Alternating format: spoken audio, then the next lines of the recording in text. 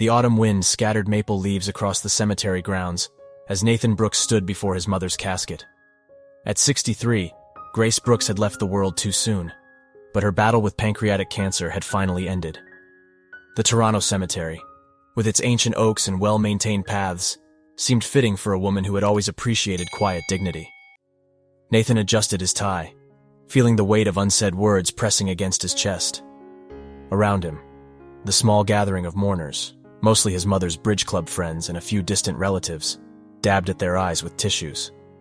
The minister's words faded into the background as Nathan's thoughts drifted to their last conversation in the hospital. "The vineyard," she had whispered, her once strong voice barely audible. "Promise me you'll look after it, Nate." The request had surprised him. He'd almost forgotten about the family property in the Finger Lakes. His mother hadn't visited it in 15 years, not since his father's death. As the service concluded and people began to disperse, Nathan's Aunt Sarah approached him, her gray hair neatly styled despite the wind. "Your mother left everything in order," she said, pressing a thick envelope into his hands. "The lawyer will contact you next week about the vineyard." Nathan nodded, his throat tight. The envelope felt heavy with responsibility. As the last mourners departed, he remained, studying his mother's headstone. Grace Elizabeth Brooks, beloved mother and friend. The dates seemed too close together, the dash between them containing a life that Nathan realized he'd never fully understood. A single red maple leaf landed on the fresh earth of her grave. Nathan left it there, a final splash of color against the somber ground, and turned toward his car. His mother's last wish echoed in his mind, a gentle but persistent reminder of promises yet to be kept. Monday morning found Nathan back in his corner office on the 32nd floor of Toronto's financial district, the city sprawling beneath him like a metallic maze. His computer screen displayed endless rows of investment portfolios, but his attention kept drifting to the envelope from his mother's lawyer, still unopened on his desk. "Your 9 o'clock is here," Amanda, his assistant, announced through the intercom. Her voice carried the gentle concern she'd shown since Grace's passing 2 weeks ago. "Push everything back an hour," Nathan replied, finally reaching for the envelope. Inside, he found detailed documentation about the vineyard, 15 acres of land in the Finger Lakes region, complete with a Victorian-style main house and production facilities. His mother's neat handwriting filled the margins of old photographs, describing dreams of restoration that she'd never pursued. The lawyer's letter was straightforward. The property was his, free and clear, along with a modest sum to begin renovations. The vineyard must remain in the family, Grace had specified in her will. It must not be sold for at least 5 years following my death. Nathan ran his fingers through his graying hair, a habit from his younger days that surfaced whenever he felt overwhelmed. At 45, he'd built a successful career managing other people's wealth. The idea of abandoning it to rescue a failing vineyard seemed absurd. A soft knock interrupted his thoughts. Amanda entered with a cup of coffee, placing it carefully beside the scattered papers.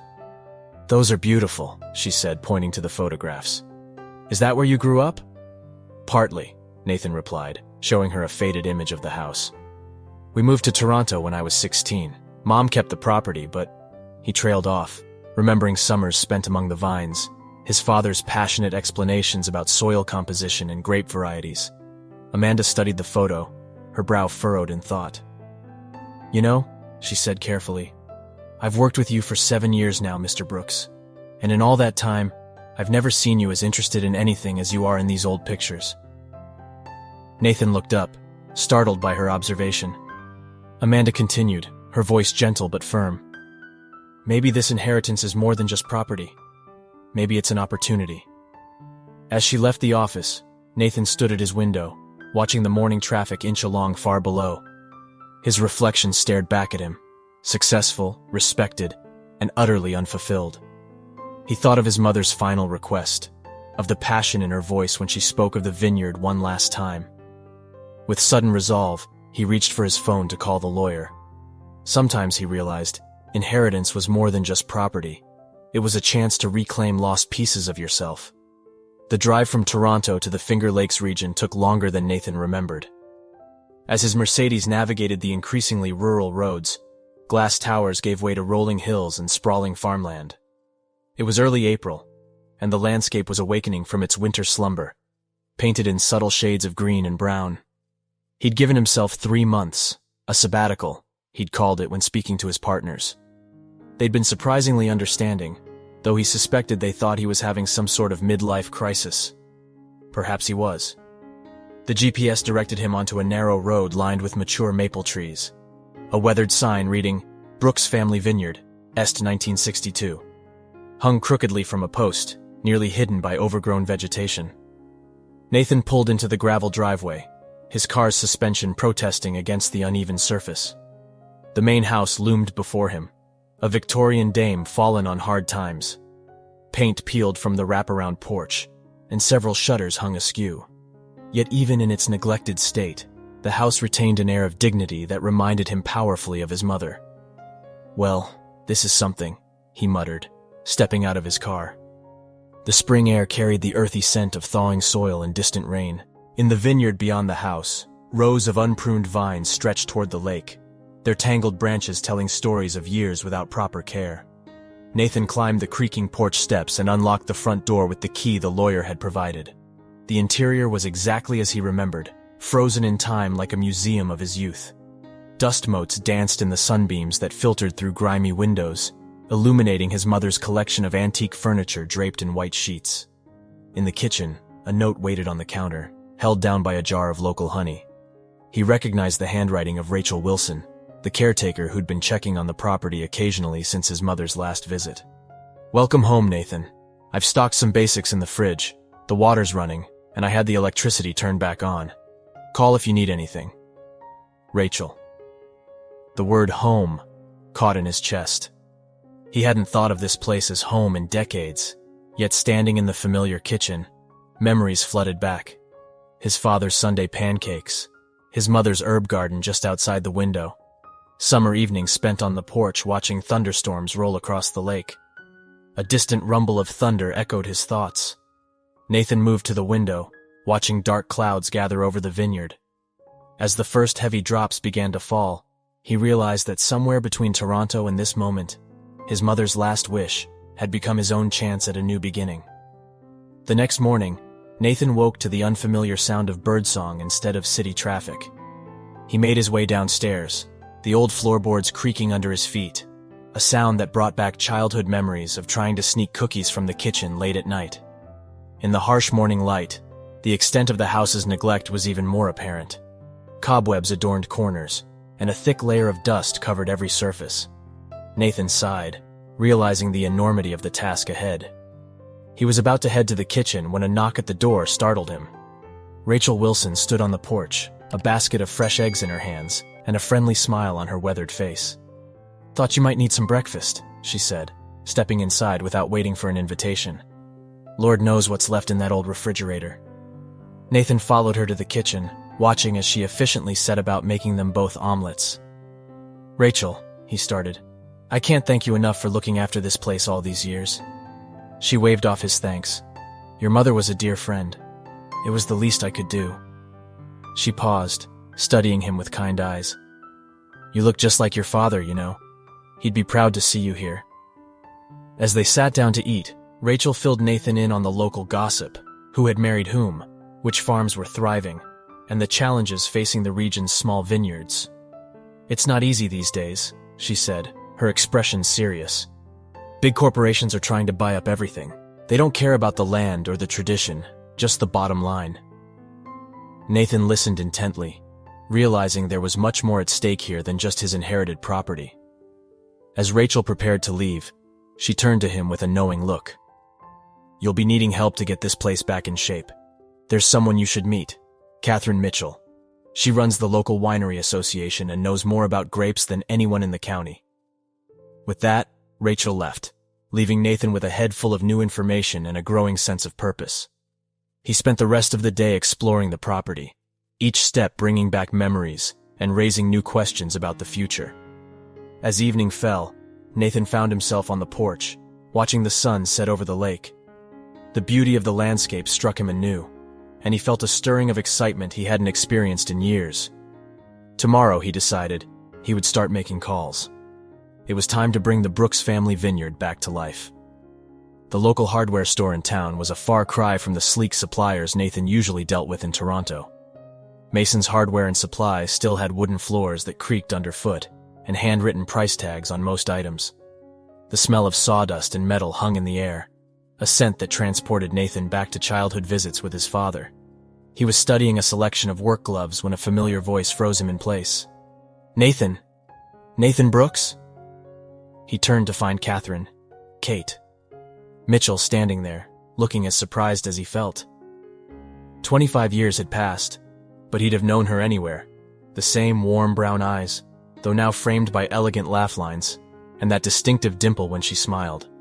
Her dark hair had subtle streaks of silver now, worn in a casual braid that suited her. "Kate," he managed, suddenly aware of his dusty clothes and the work boots he'd just purchased.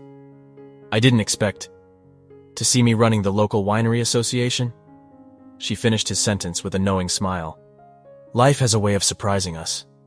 I heard about Grace's passing. I'm so sorry, Nathan." He nodded, grateful for her genuine tone. "Thank you. I'm actually here because of that. Mom left me the vineyard." "I know," Kate said, adjusting the basket of supplies on her arm. "Word travels fast around here. Some things haven't changed." She paused, studying him. "The place needs a lot of work." "That's an understatement," Nathan agreed, thinking of the overwhelming task ahead. "I barely know where to start." Kate's expression softened. "You know, we have a monthly meeting of local vintners tomorrow evening at the community center. Why don't you come? There's a lot to learn about running a vineyard these days, and everyone's pretty supportive." Before Nathan could respond, a young man in a Mason's Hardware apron approached. "Ms. Mitchell, your order's ready at the counter." "Thanks, Joey." She turned back to Nathan. "Meeting's at 7. Most of us bring a bottle to share, though in your case, I think we can make an exception." Her smile was warm, but professional.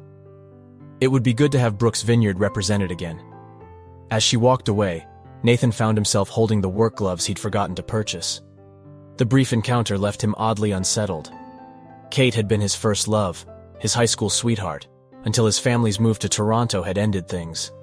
Now here she was, clearly successful and confident, while he felt like a fish out of water in what used to be his hometown.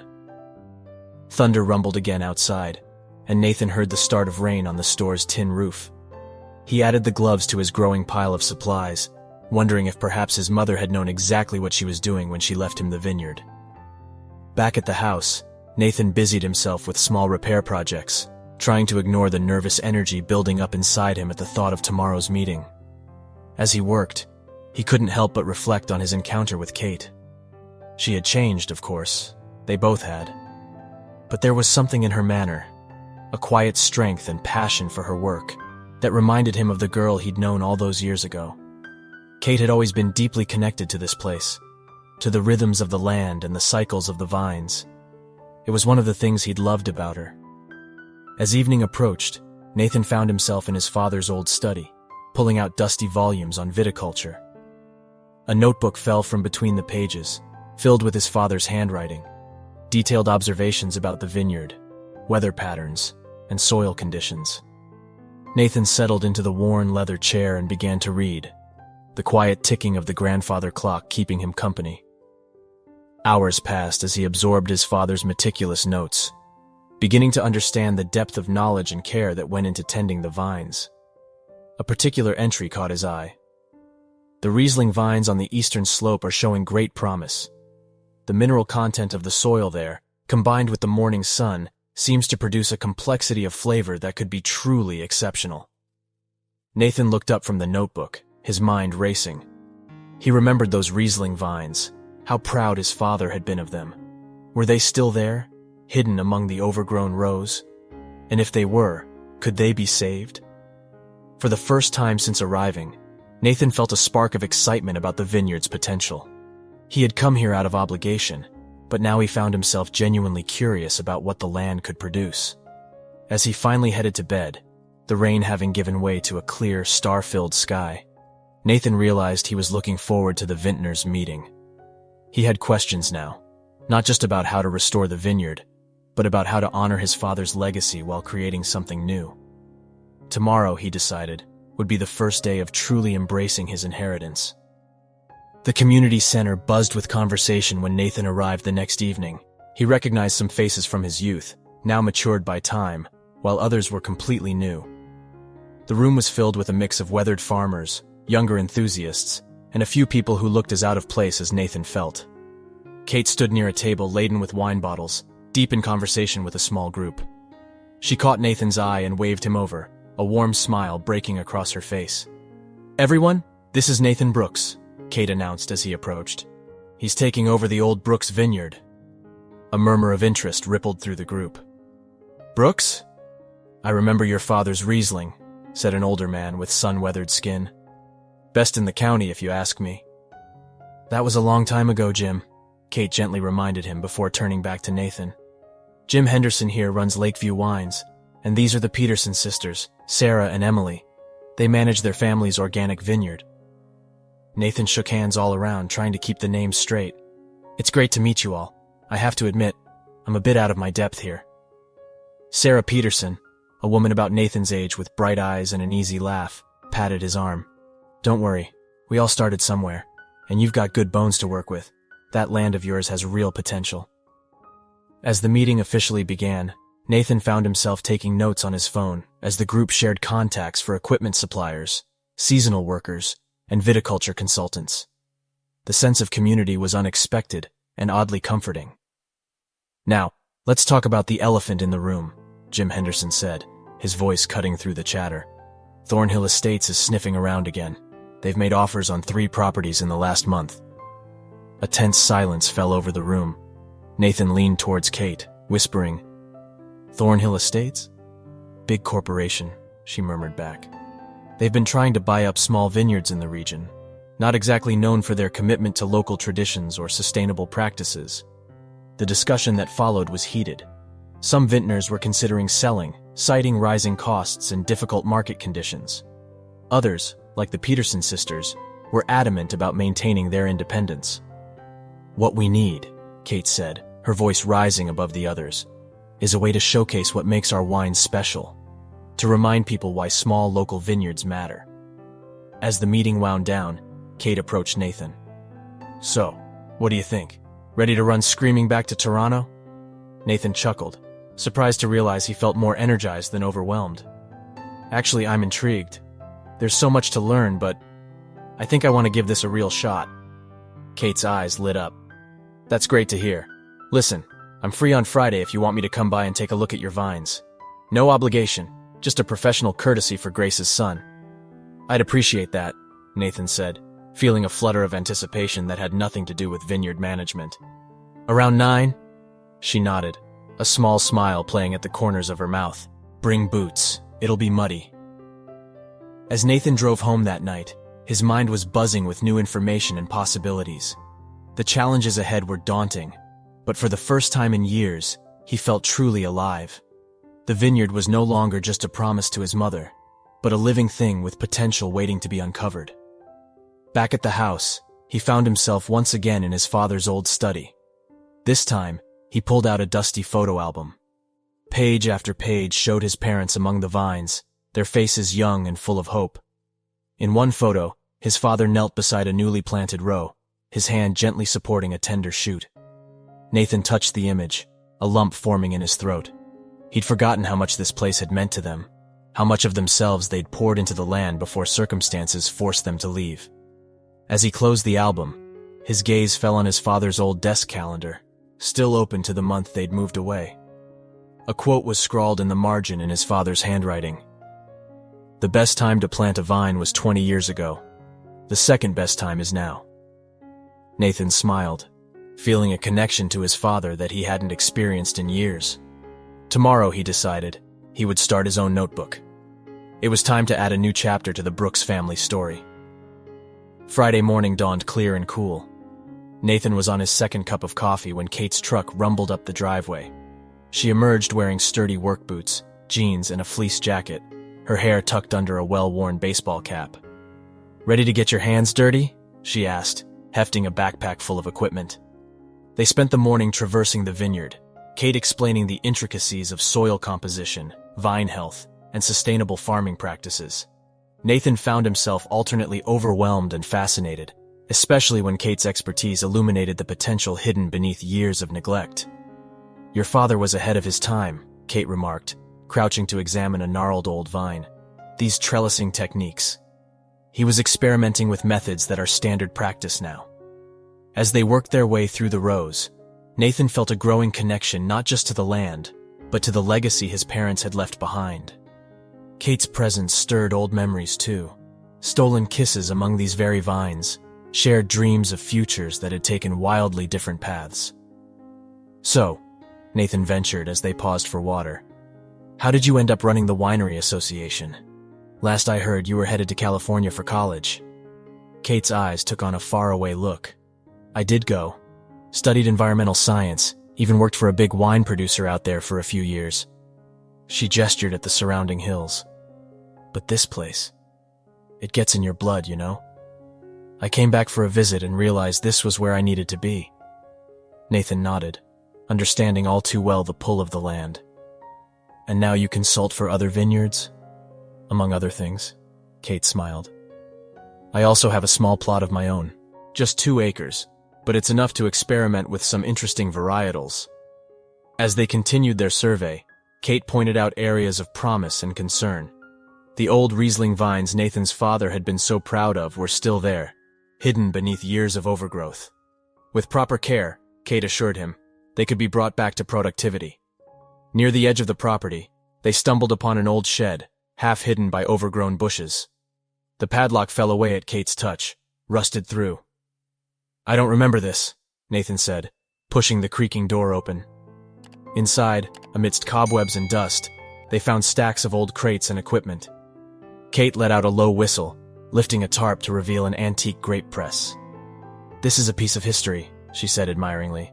"Your family must have brought it from the old country." Nathan was about to reply when he noticed a small, ornate box tucked behind some barrels. Opening it carefully, he found a collection of letters and a worn leather journal. "Kate," he called softly, "look at this."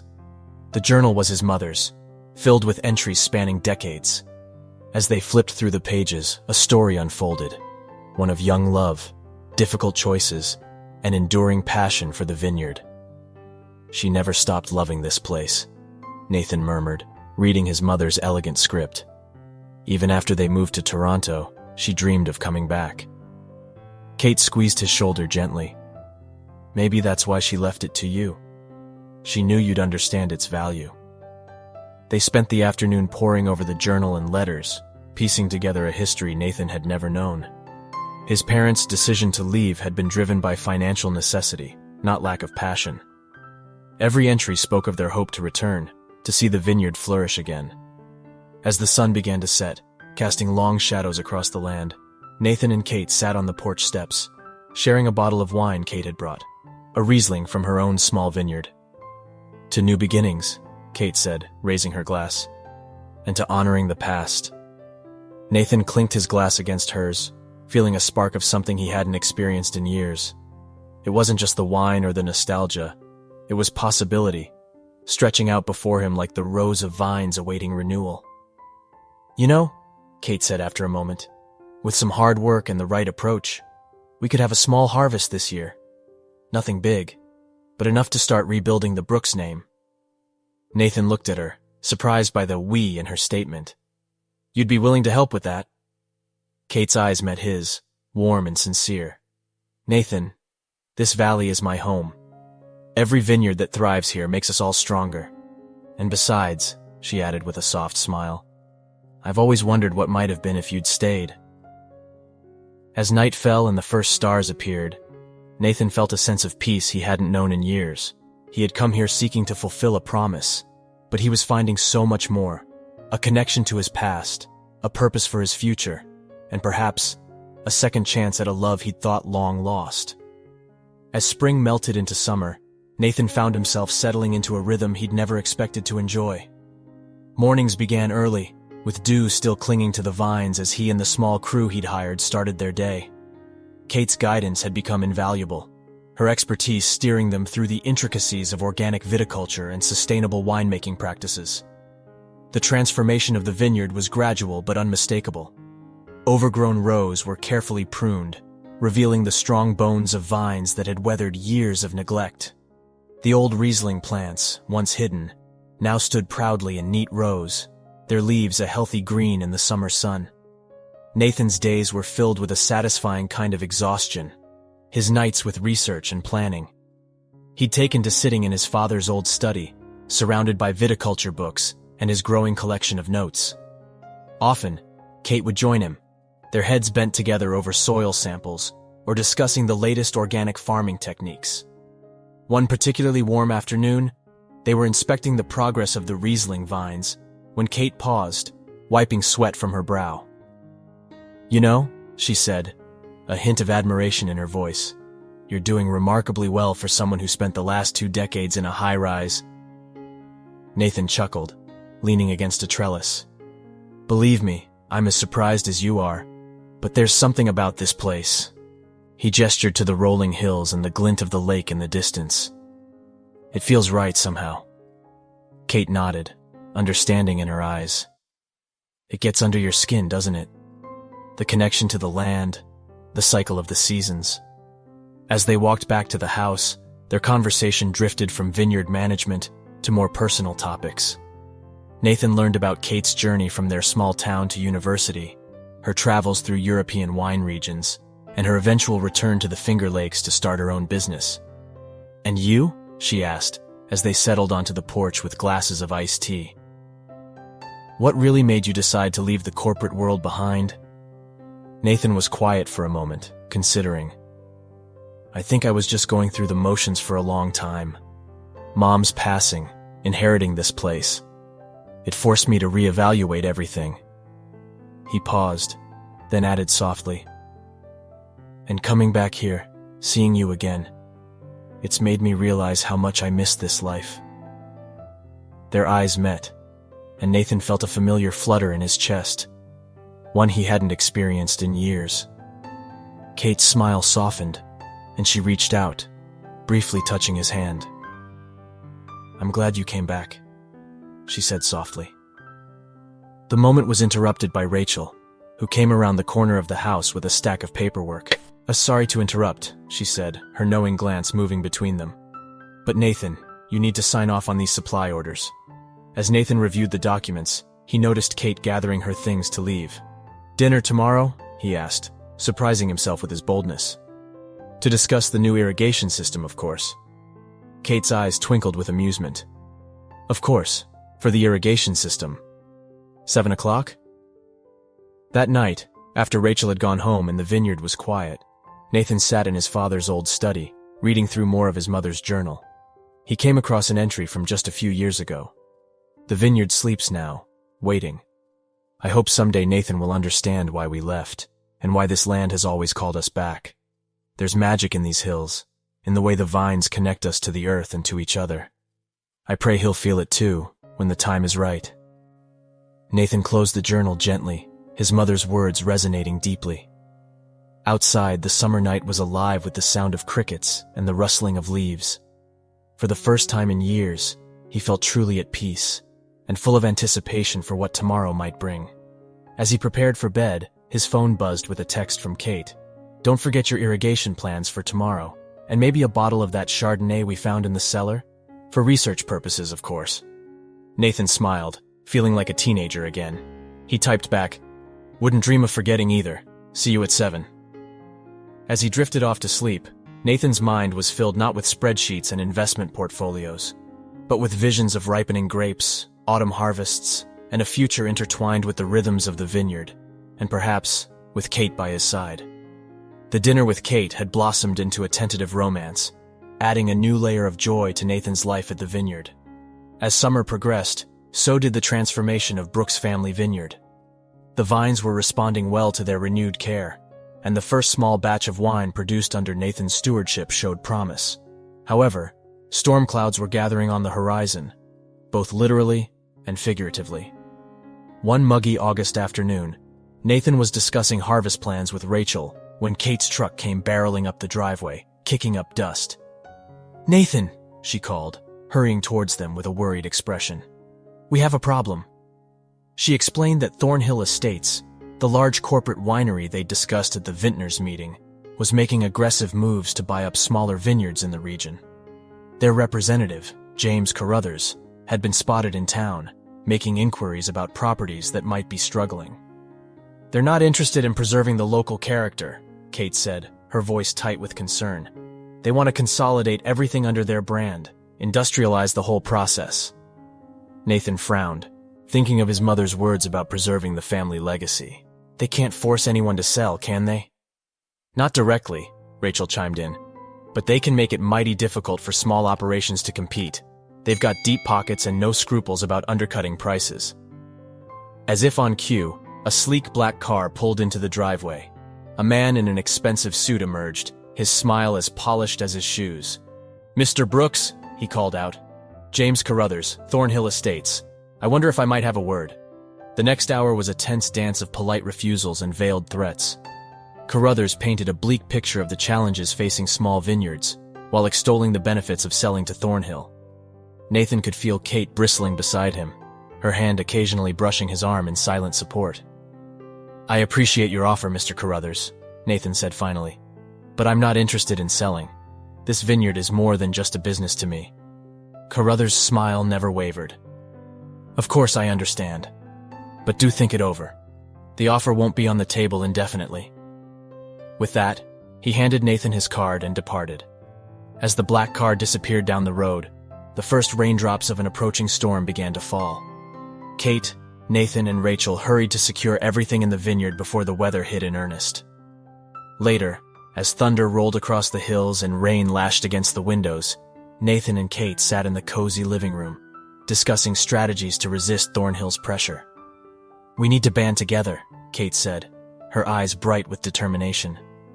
"All the small vineyards in the region, show them we're stronger as a community." Nathan nodded, watching the play of emotions across her face. In that moment, he realized that his commitment wasn't just to the vineyard anymore, but to this place, these people, and especially to the woman beside him. "We'll fight this," he said softly, taking her hand. Together. As the storm raged on, they began to formulate a plan.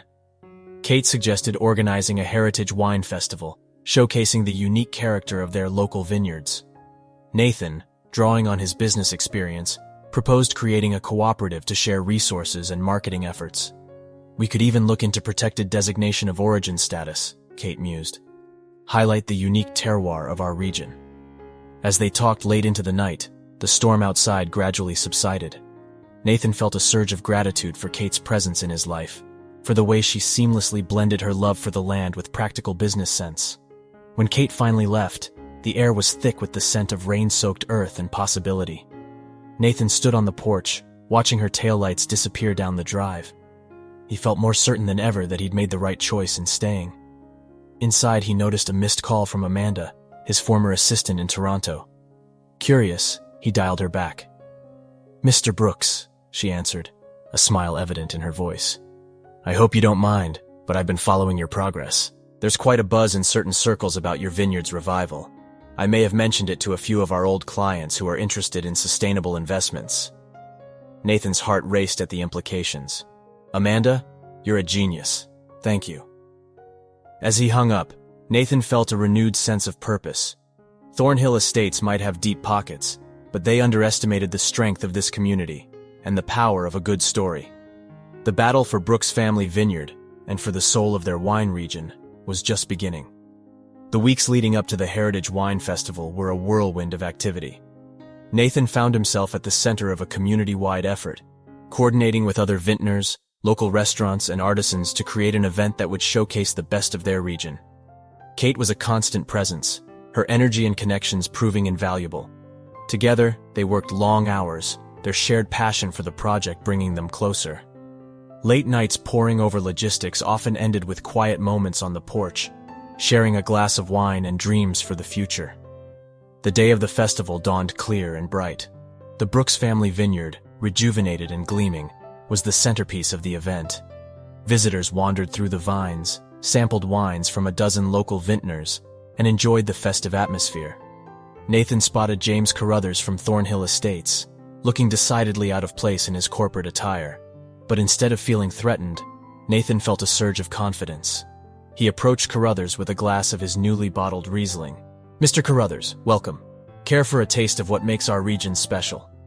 Carruthers accepted the glass, his expression a mix of surprise and grudging respect. "I have to hand it to you, Brooks. This is unexpected." As the day progressed, Nathan noticed several groups of visitors who stood out. Investors, journalists, and even a few celebrities, all drawn by the unique story of a community coming together to preserve its heritage. The highlight of the festival was a blind tasting event, featuring wines from both the small local vineyards and larger commercial producers. Nathan held his breath as the results were announced, his heart pounding. "And the best in show for white wines," the announcer called out, "goes to Brooks Family Vineyard Riesling." The crowd erupted in cheers. Nathan felt Kate's arms around him, her joy matching his own. As he accepted the award, he caught sight of his mother's portrait hanging in the tasting room, and felt a wave of emotion wash over him. They had done it. They had brought the vineyard back to life, and in doing so, had honored the legacy his parents had dreamed of. The festival's success had immediate ripple effects. Orders poured in for the local wines, and several restaurants committed to featuring them exclusively. Even more significantly, a group of investors approached Nathan and Kate with a proposal to create a fund supporting sustainable, small-scale viticulture in the region. As the last visitors departed and the cleanup began, Kate found Nathan sitting on the porch steps, a look of contented disbelief on his face. "We did it," she said softly, settling beside him. Nathan turned to her, overwhelmed with gratitude and another emotion he was finally ready to name. "No, Kate, you did it. You saw the potential here, in the vineyard, in the community, in me."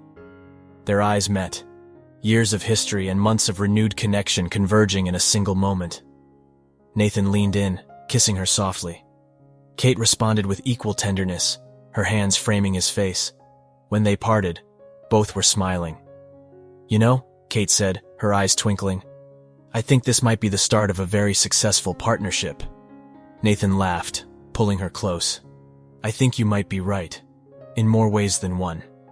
As the sun set on the most successful day in the vineyard's recent history, Nathan and Kate sat together, planning their next steps. The threat from Thornhill Estates had been neutralized, at least for now, but they knew there would be more challenges ahead. Yet as they talked, their excitement was palpable. They spoke of expanding their organic practices, of educational programs to train the next generation of vintners, of ways to further strengthen the community of small vineyards. "You know," Nathan said, a thought suddenly occurring to him, "we should look into that protected designation of origin status you mentioned. Really cement the unique character of our wines." Kate nodded enthusiastically. "Absolutely. And we could explore some of those old-world techniques your father was experimenting with. Combine them with modern sustainable practices." As night fell and the first stars appeared, Nathan felt a profound sense of rightness. He had come to the vineyard seeking to fulfill a promise, but he had found so much more.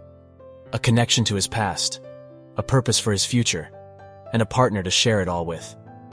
The vineyard stretched out before them, the vines silhouetted against the darkening sky. In that moment, Nathan knew that his inheritance had been more than just land. 5 years passed in a blissful whirlwind of harvests, innovations, and deepening connections. The Brooks family vineyard had become a shining example of sustainable winemaking in the Finger Lakes region. Nathan and Kate, now married with a 3-year-old daughter named Grace, had successfully expanded their operation while staying true to their commitment to quality and environmental stewardship. The old carriage house had indeed been converted into a charming bed and breakfast, run by Rachel's daughter, Sarah. It had become a popular destination for wine enthusiasts and couples seeking a romantic getaway. Educational programs brought in students and aspiring vintners from across the country, eager to learn about organic viticulture and the rich history of the region. Their wines, particularly the Riesling that had won that first crucial competition, had gained national recognition. The protected designation of origin status they had worked so hard to achieve now adorned their bottles, a testament to the unique terroir of their beloved valley. On a golden autumn afternoon, much like the day of his mother's funeral years ago, Nathan stood among the vines with young Grace perched on his shoulders. Kate joined them, carrying a bottle of their special reserve Riesling, a batch made from the original vines his father had so lovingly tended. "Shall we?" Kate asked, gesturing towards the family plot where Nathan's parents rested. Together, They walked to the small, peaceful corner of the property. Nathan set Grace down, watching as she placed wildflowers on her grandparents' graves with solemn care. As Kate poured 3 glasses of wine, 2 full and 1 with just a splash for Grace, Nathan felt a profound sense of continuity. The love his parents had for this land, for each other, and for him had come full circle. Now, he and Kate were passing that legacy on to their daughter. To family, Nathan said, raising his glass. To the past and the future, Kate added. To grapes, Grace chimed in, eliciting chuckles from her parents. As they sipped the wine, its complex notes a testament to years of dedication and care, Nathan looked out over the vineyard. The vines stretched towards the lake, strong and healthy, promising vintages for years to come. You know, Kate said, following his gaze, I've been thinking about that parcel on the north slope. I think it might be perfect for that Gewürztraminer experiment we've been discussing. Nathan nodded, excitement kindling at the prospect of a new challenge. We could start with a small planting next spring, see how it takes to the soil. And, Kate added with a sly smile, I may have been in talks with that organic cherry orchard up the road. They're interested in collaborating on a fruit wine. Nathan raised an eyebrow, intrigued. Branching out, are we? Always, Kate laughed. Isn't that what you love about me? As Grace ran off to chase a butterfly, Nathan pulled Kate close. That, and about a million other things. Their kiss was interrupted by the rumble of an approaching car. They turned to see a familiar black vehicle coming up the drive. Is that? Kate began, tension creeping into her voice. Indeed, it was James Carruthers from Thornhill Estates. But as he stepped out of the car, his demeanor was markedly different from his previous visit years ago. Mr. and Mrs. Brooks, he called out, approaching with none of his former swagger. I hope you'll forgive the unannounced visit. Nathan and Kate exchanged a puzzled glance. What can we do for you, Mr. Carruthers? Nathan asked cautiously. Carruthers cleared his throat, looking uncomfortable. Well, the thing is, Thornhill is considering a change of direction. The board has recognized the growing demand for sustainable, terroir-driven wines. We were wondering if you might consider consulting with us on transitioning some of our properties to more environmentally friendly practices. Nathan and Kate stood in stunned silence for a moment. Then Kate, ever the diplomat, smiled. Why don't you come up to the house, Mr. Carruthers? We have a lot to discuss. As they walked back, Grace running ahead, Nathan marveled at the twists and turns life had taken. From reluctant inheritor to passionate vintner, from corporate executive to community leader, he had found his true calling. The vineyard hummed with life around them, workers checking the vines, the distant sound of bottling in the production facility, visitors laughing on the porch of the bed and breakfast. This, Nathan realized, was the culmination of his parents' dreams and the beginning of new ones. As they reached the house, Nathan paused for a moment, taking in the scene. Kate turned to him, her eyes reflecting the same joy and contentment he felt. Ready for the next chapter? She asked. Nathan squeezed her hand, his heart full. With you? Always. Together they stepped into the house, ready to face whatever the future might bring, knowing that their roots, like those of their beloved vines, ran deep and strong in this fertile soil. The years rolled on, each season bringing new challenges and triumphs to the Brooks family vineyard. Nathan and Kate's partnership, both in life and in business, had grown stronger with each passing vintage. Their daughter Grace, now a spirited teenager, had developed her own passion for viticulture, spending summers learning every aspect of the family business. On a crisp autumn morning, much like the one when Nathan had first returned to the vineyard, the family gathered in the tasting room. Today was special. They were about to unveil a wine that had been years in the making. Are you ready? Kate asked, her eyes sparkling with excitement as she carefully uncorked a dusty bottle. Nathan nodded, feeling a mix of anticipation and nostalgia. This wine was more than just another vintage. It was a tribute to his parents, and a testament to the journey they'd all taken. The liquid that poured into their glasses was a deep, rich amber.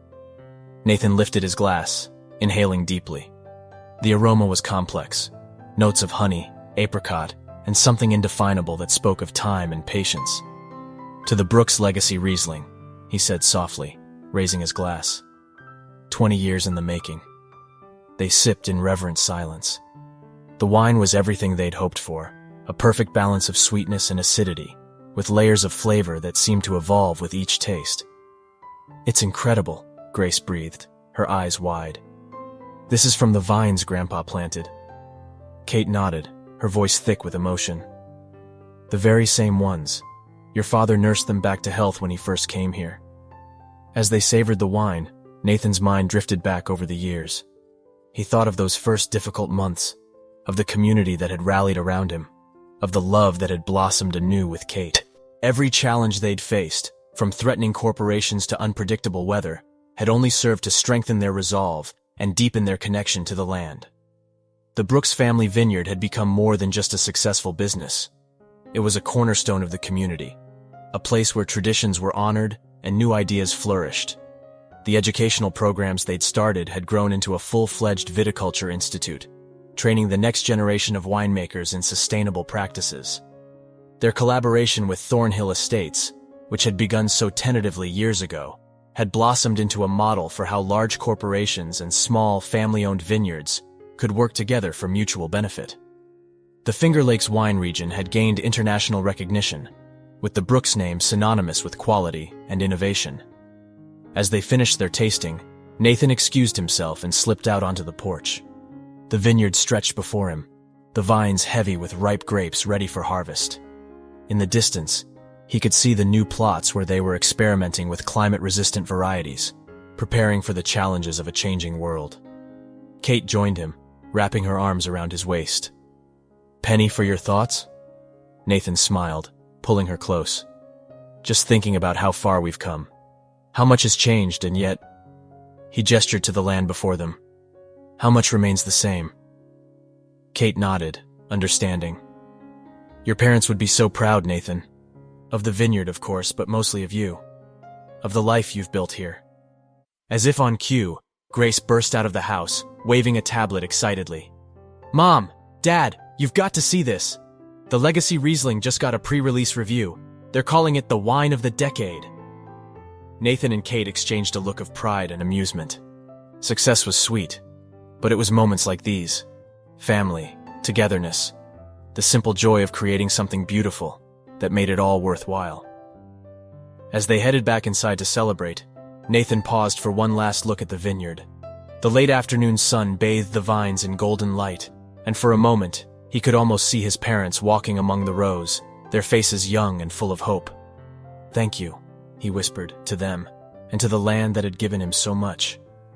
With a contented sigh, Nathan turned and joined his family, ready to toast their success and plan for vintages yet to come. The story of Brooks Family Vineyard was far from over. In fact, he realized, the best chapters might still lie ahead. 10 years later, on a warm summer evening, the Brooks Family Vineyard hummed with activity.